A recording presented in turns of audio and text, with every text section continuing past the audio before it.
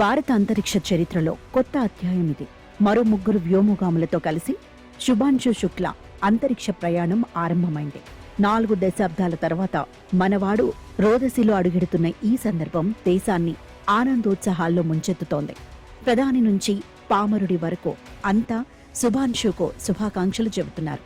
140 కోట్ల మంది భారతీయుల ఆశలను, ఆశయాలను శుక్లా తీసుకువెళుతున్నారని ప్రధాని వ్యాఖ్యానించారు. 1984లో సోవియట్ యూనియన్ వ్యోమనౌకలో రాకేష్ శర్మ అంతరిక్షంలోకి వెళ్లిన ఆ అద్భుత ఘట్టం మళ్లీ అందరి కళ్లలోనూ కదలాడుతోంది. అక్కడి నుంచి భారత్ ఎలా కనిపిస్తోందన్న ఇందిరాగాంధీ ప్రశ్నకు సారే జహాసే అచ్చాని శర్మ మనసులో ఉప్పొంగిపోయే సమాధానమిచ్చిన ఇంతకాలానికి రోదసిలో కాలూనిన 2వ భారతీయుడు శుక్లా. అంతర్జాతీయ అంతరిక్ష కేంద్రం ISSలో అడుగిడిన తొలి భారతీయుడిగా చరిత్ర సృష్టించబోతోన్న శుభాంశుతో ప్రధాని మోదీ ముచ్చటించబోతున్నారట. ఫ్లోరిడాలోని కెనడీ స్పేస్ సెంటర్ నుంచి, ఇంకా చెప్పాలంటే 1969లో నీల్ ఆర్మ్స్ట్రాంగ్ చంద్రుడి మీద కాలూనడానికి ప్రయాణం కట్టిన ప్రదేశం నుంచి శుక్లా బయలుదేరారు.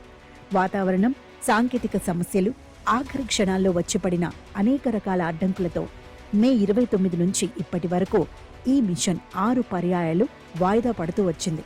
ఇప్పుడు ఓ చిన్న సాంకేతిక సమస్యని దాటి ఎట్టకేలకు ఈ ప్రయాణం మొదలైంది.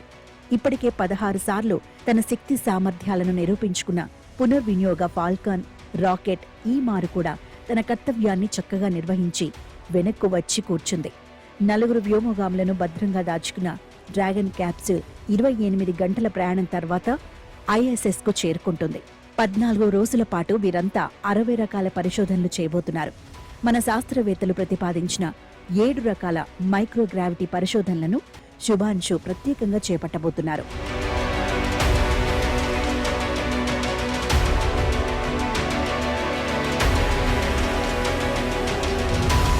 మిగ్, సుకోయ్ ఇత్యాది యుద్ధ విమానాలను నడిపిన అనుభవం ఉన్న శుక్లాకు మిషన్ పైలట్గా ఈ ప్రయాణాన్ని పర్యవేక్షించడం ఒక బృహత్తర బాధ్యత.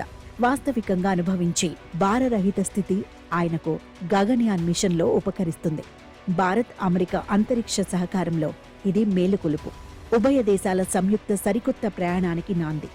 సరిగ్గా 2 ఏళ్ల క్రితం అమెరికా పర్యటనలో ప్రధాని మోదీ కుదుర్చుకున్న ఒప్పందంలో భాగంగా నాసా, ఇస్రో చేయి కలిపాయి.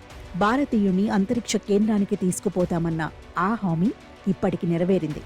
సుమారు 600 కోట్ల రూపాయలు చెల్లించి ఈ పూర్తి కమర్షియల్ అంతరిక్ష యాత్రలో మనం చోటు దక్కించుకున్న ఈ సందర్భంలోనే 40 ఏళ్ల క్రితం సోవియట్ యూనియన్ కేవలం ఉభయ దేశాల సహకారం, సద్భావనలో భాగంగా రాకేష్ శర్మను తమ సోయూజ్ T-11 వ్యోమనౌకలో వెంటపెట్టుకుపోయిన విషయం గుర్తుకు వస్తుంది.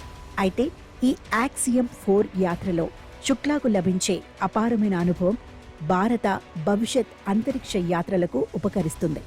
వ్యోమనౌక నియంత్రణ, నిర్వహణ, వ్యోమగాముల ఆరోగ్యం, సంక్షోభాలను అధిగమించటం, అంతరిక్ష కేంద్రంతో అనుసంధానం ఇత్యాది చాలా అనుభవాలను శుక్లా సంపాదిస్తారు. మన మానవ సహిత అంతరిక్ష యాత్రలు, గగనయానాల లక్ష్యానికి శుక్లా ప్రయోగాలు తోడ్పాటునిస్తాయి. మరో 10 ఏళ్లలో సొంత అంతరిక్ష కేంద్రం కట్టుకోవాలని, మరో 12 ఏళ్లకు చంద్రుడి మీద మన వ్యోమగాములు కాలూనాలని లక్ష్యాలు పెట్టుకున్న తరుణంలో శుక్లా ప్రయాణం కీలకమైంది.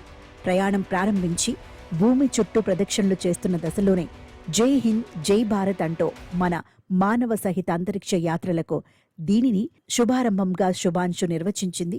అందుకే